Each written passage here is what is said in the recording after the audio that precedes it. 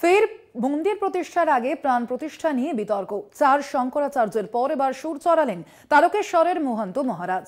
তাকে আমন্ত্রণও পাঠানো হয়নি বলে জানান তিনি। একই সঙ্গে তিনি জানান, আমন্ত্রণ পেলেও তিনি অযোধ্যায় যাবেন না। শাস্ত্রে কোথাও লেখা নেই,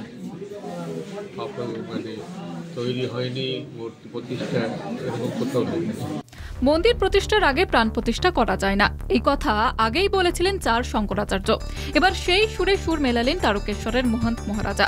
তৈরি থেকে উদ্বোধন, অযোধ্যা রাম মন্দির নিয়ে বিতর্কের ঝড় উঠেছে একাধিকবার, যার মধ্যে অন্যতম বিতর্কিত বিষয় হচ্ছে মন্দির প্রতিষ্ঠার আগে প্রাণ প্রতিষ্ঠা। শুধু রাজনৈতিক নেতৃত্ব নয়, শঙ্করাচার্যরাও মোদী সরকারের এই তড়িঘড়ি প্রাণ প্রতিষ্ঠার বিরুদ্ধে চড়া সুর তুলেছেন। তবে সবকিছুকে উড়িয়ে 22শে জানুয়ারি প্রধানমন্ত্রীর হাতেই রামলালার প্রাণ প্রতিষ্ঠা চলছে তোড়জোড়। উদ্বোধনে ধর্মযাজক, রাজনৈতিক নেতৃত্ব থেকে বলিউড তারকা, খেলোয়াড় প্রত্যেকেই আমন্ত্রণ পেয়েছেন, কিন্তু আমন্ত্রণ পাননি তারকেশ্বরের মহন্ত মহারাজা। চুচুড়ায় নিজের বাড়িতে বসে জানান তিনি, রাম মন্দির উদ্বোধনে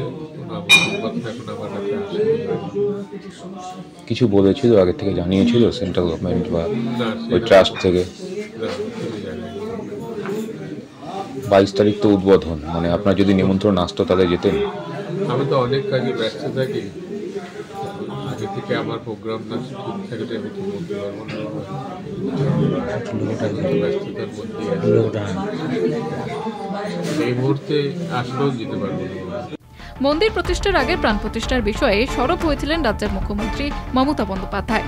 তিনি একাধিকবার মোদী সরকারকে আক্রমণ শানিয়ে বলেছেন, প্রাণ প্রতিষ্ঠা ধর্মযাজকদের কাজ, কোনো রাজনীতিবিদের নয়। চুচুড়া থেকে পলাশ চক্রবর্তীর রিপোর্ট, কলকাতা টিভি।